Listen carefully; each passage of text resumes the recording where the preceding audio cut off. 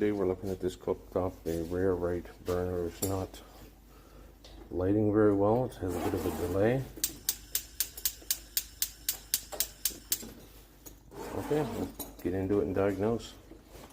If we get access to the underneath, then the suspect igniter that's really loose. Okay, we get the igniter changed out, new igniter in there. We'll just button it up and do a test. Okay, so we get the igniter changed on that, so let's do a quick little test.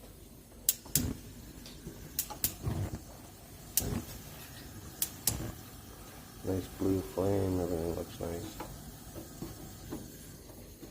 So now we'll cycle these burners a few times just to make sure